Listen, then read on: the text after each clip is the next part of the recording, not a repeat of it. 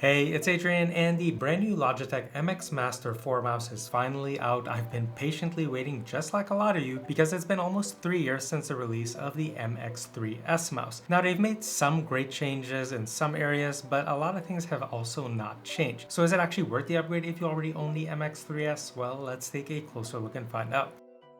In the box, we have the Logitech MX Master for quick start guide and documentation and USB-C Logi Bolt. So what's really changed from the MX Master 4 to the MX Master 3S, which I have here?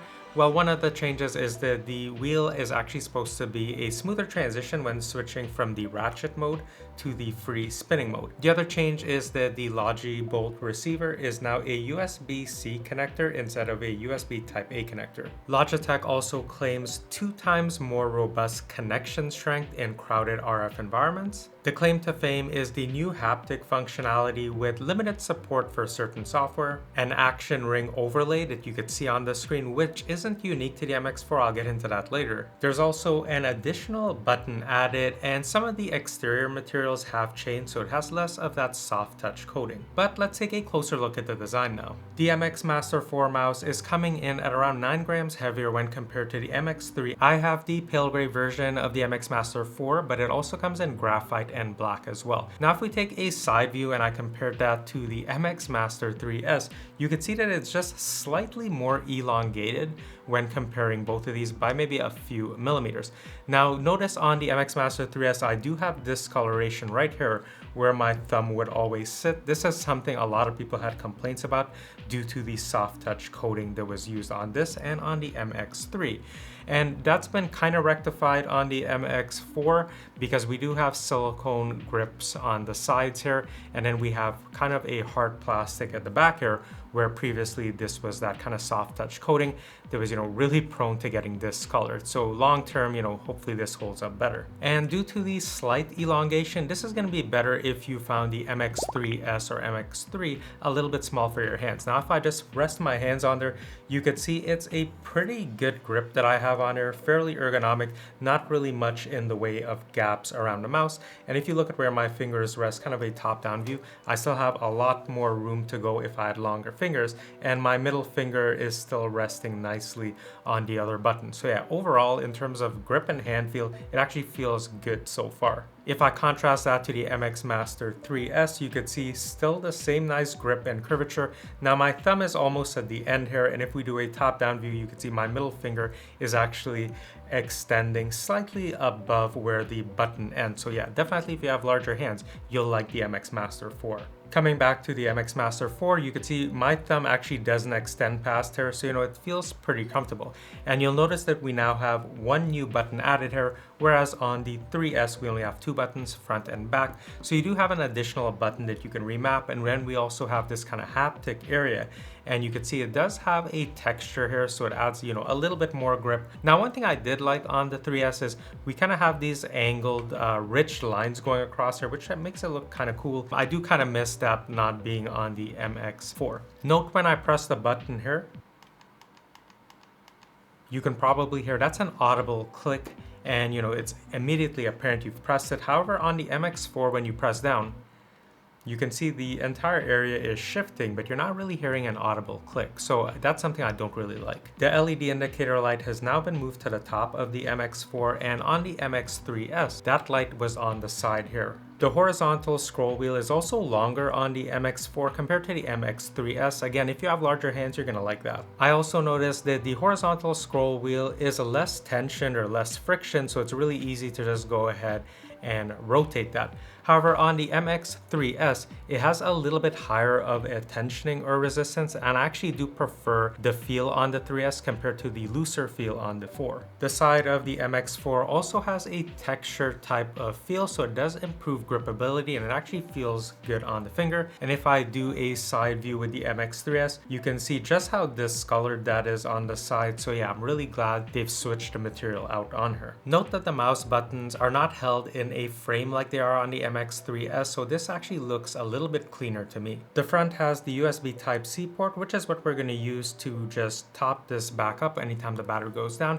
And you can also store the USB-C Logi Bolt receiver right in the front here as well. The buttons on the MX4 also have this kind of frosted or matte type of look to them, and on the MX3S they were just a solid color. I also like that the Logi logo just kind of blends in with the background of the mouse compared to on the 3S where it's very prominent. Also note that the button length on the MX4 is shorter than on the 3S. Now this generally won't be an issue if you hold your mouse like this. You can see it's easy to click, but if you were to use something more like a claw grip when you're using your mouse, it doesn't extend far back as on the MX3S, so just something to keep in mind. The max speed scroll wheel definitely flicks way more effortlessly, and it's a more smooth and fluid type of experience, and it actually generates less noise while doing so.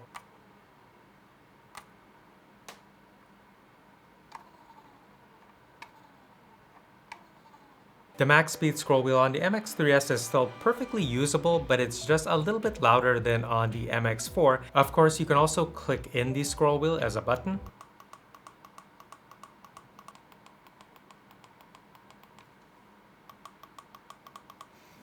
And it does seem that the click is louder on the MX4 than on the MX3S.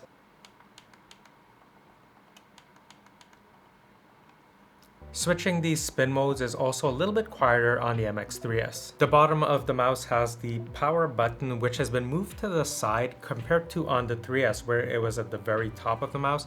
We also have the same type of device switching button, and then we also have larger feet at the bottom of the mouse compared to on the 3S.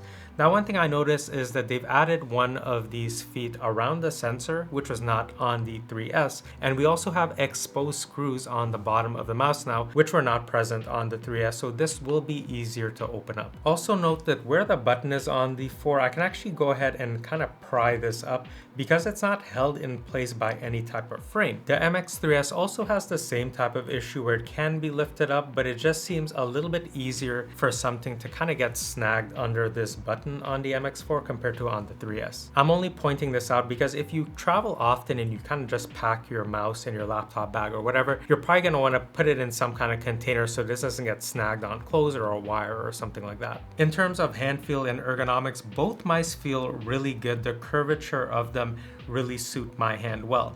But I did notice one thing that's a little bit better on the MX3S. So as much as I hate the soft touch coating on here, when I put my hand on here, it's planted and very grippy. The mouse is not going anywhere. However, if I do the same thing on the MX4, the mouse has a tendency to just kind of slide forward a bit because as I put my, kind of palm pressure on the curvature here, because it's not the soft touch coating and it's this kind of smooth hard plastic, the mouse just kind of sometimes will go forward a little bit.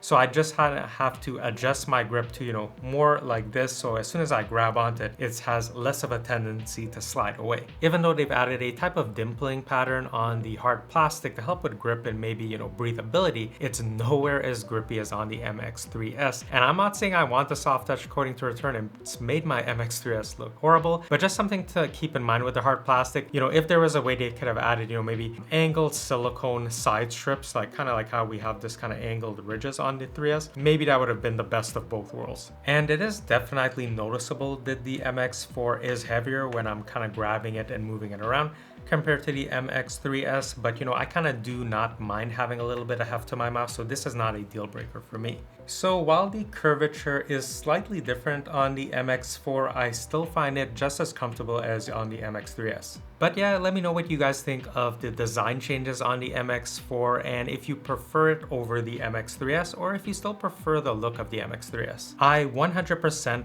prefer the sound of silent click, so I really liked when it was implemented on the 3S. Now they've actually improved that on the 4, so it sounds even quieter and it sounds less hollow, so it just sounds better to me. However, that in no way affects the tactility. When you press the mouse button on either of these mice, you've pressed it. Here's a demo of what the click sounds like between the mice.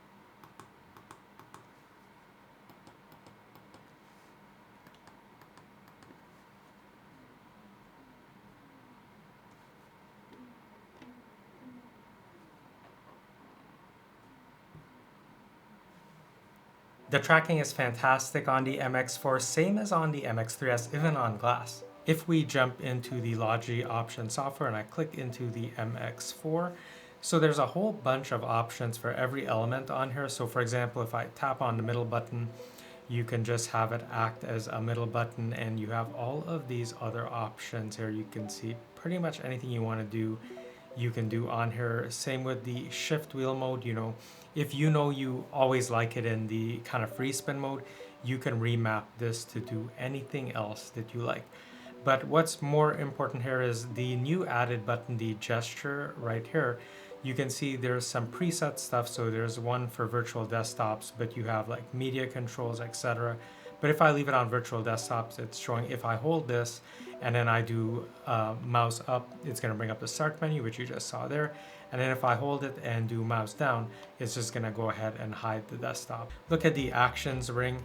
Now, this says new, and don't be fooled, this is not only applicable to the MX4. You can do this on the MX3S as well. But if I go into configure action ring, this is where you can set up kind of custom things that you could do in each software. So right now I can do that for DaVinci Resolve, Illustrator, Photoshop, Zoom, etc. Now if I jump under the general profile here, this is what you're gonna have by default. You can click into any of these, remove these actions, and add new actions. And if you hate just kind of, rotating the mouse to the bottom, pressing that button to switch between devices, I've actually mapped it so I can switch to my first device, my folding phone, instead of having to flip the mouse over. Now you could jump into the marketplace and you could see these are all of the different apps. So you can sort it by, whether it's Windows, Mac, or you could just go under audio, creativity, lighting, etc. Now, if you want to look at apps that specifically can take advantage of the haptic feature, let's just do all. You can see there's only 3 currently that will respond to haptic functionality. So, this has a long way to go if you're really buying this mouse for the haptic features. Let's take a look at the Smart Actions ring. So if I go ahead and tap it right in the corner here, you can see it's going to bring up this overlay. And as I mouse over each of the different elements here, the mouse is actually vibrating due to the haptic feature. But for example, under change text size, you could see I could use the horizontal scroll wheel to increase the text size, or the vertical scroll wheel as well. Both of them will do these for you. Again, you can do this on the MX3S. You do not have to get the MX4 to do this type of stuff. Now, we can also go under haptic feedback. You can see if I tap into this, I'm going to get more options. So right now it's set to subtle, but you could change it to high, and it is really high. The vibration is a lot, and it does say, hey, stronger vibration consumes more battery power, of course. Now, don't be fooled. It is also consuming battery even on subtle. And you can turn this off completely if you don't want to use this. But again, if you turn this off, then why are you really getting the MX4? Because the Smart Rings feature is on the MX3S. You can also change the button press sensitivity of this area. So I have it on light. That's been working well for me. I haven't had any type of accidental presses. But you can switch it to medium, hard, or firm, which does require quite a bit of force. Let's talk about the haptic experience, because that's kind of the claim to fame and one of the reasons to upgrade to the MX4.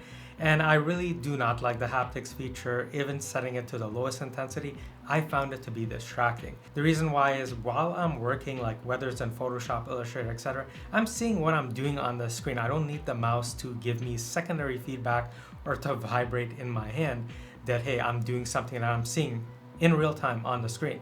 Even my cell phone, I turn the haptics off. Like while I'm typing, I don't want vibrations. While I'm navigating around, I don't need vibrations. I'm looking at my screen. I'm not doing this blind or with my eyes closed. So I just found it to be distracting. The other thing is this is gonna tax the battery life, quicker. So yeah, maybe you're a fan of haptics. I really didn't find it added anything to the experience except being distracting to me. All right, let's talk about what has not changed. So the MX Master 4 still has a polling rate of 125 Hertz, which is really weak in 2025. A lot of people have been asking for higher polling rates since the MX3S, and Logitech has still not listened. I don't even think they should call this the MX Master 4. This should be like the MX Apprentice until it can actually rank up to higher than 125 hertz. The other thing is that you can't actually connect a USB-C wire on here and use that as a wired input. All that does is charge the mouse. So it's already connected to the USB port, but it won't let you actually use it as an input. Like, how much sense does that make? And what if you're someone who uses a ton of devices? Like, I have 3 phones, a laptop, a desktop. What if I just wanted to use wired on one device, or a device that doesn't even have Bluetooth, so I could save the other input options like the Logibolt and the Bluetooth for other devices? Well, you can't do that with this mouse. Also, if you had wired mode on here, you'd have 0 latency if you had any type of interference around you. Now, they are saying they've improved that with the wireless connectivity still. There's also no onboard memory on the mouse, so you can't just download the Logitech software, configure the mouse exactly how you want, then go ahead and pair it on another laptop or another device. Because there's no onboard memory, you need the Logitech option software to be running in the background to get full functionality. Now, where this is problematic is if you just want to take this to work, say you configured it at home, you want to take it to work because your work IT policy says you cannot install software for security purposes. Well, you're really getting a dumbed down mouse experience because a lot of the features and functionality on there are tied to the Logitech software. Here's a quick look at the specs. Feel free to pause and review or jump ahead to the next section. So is the MX Master 4 actually worth the upgrade if you already own the MX3S or even the MX3? Well, if you disagree with a lot of the points I've made, it's worth the upgrade for you already. If you have slightly larger hands, this is going to be worth the upgrade. I mean, my hand fits great on both of these, but yeah, if you have larger hands, you have more kind of surface area to rest your hand on. The other thing is, if you hate what the soft touch coating has done to your mice, similar to what has happened on my 3 and 3S with, the color change and just the material deterioration over time, this is definitely worth the upgrade. You won't have to be cleaning it all the time. If you want the haptic experience at the expense of slightly lower battery life, it's also worth the upgrade. And if you also experience kind of wireless interference with your 3S or 3, then yeah, it's probably going to be worth the upgrade as well. But here's why I'm not going to be upgrading to the MX4, and maybe some of you feel the same as well. This still has 125 hertz polling rate in 2025, which is pretty pathetic given the price of this mouse. There's no wired mode, so that's one less input. There's also no onboard memory, meaning you need to have the Logitech option software on every device that you want to use this on and get full functionality out of it. So while there were some things that I did like on here, like the kind of softer clicks on here, the smoother scroll wheel, which is also quieter as well, the addition of an extra button which can be remapped for whatever you want, those are not enough changes for me to give up the 3S. The 3S is a solid mouse, still quiet, and it's still serving me perfectly well. I don't need any type of improved tracking. It's already done that. I don't have any type of signal interference issues. It's really not worth paying $120 really to have kind of haptic functionality. I still have the smart ring, or those kind of ring actions on the 3S through the software. But what do you think? Will you be getting the 4, especially if you already own the 3S? I'm curious to hear. If you're interested in picking up the MX4, I'll leave links down below for you to get your very own. I can see some of you wanting to get it just because of the material change and not having to clean this all the time. If you found this video helpful, would you mind liking and subscribing? It truly does help me out. I'm always creating these type of tech accessories and just general tech reviews in general. Maybe you'll like this video next, and maybe also consider checking out some of my other tech reviews outside of just, kind of mice and keyboard. I also review headphones, earbuds, monitors, portable monitors, really something for everyone. I really hope you'll join me in my next video soon.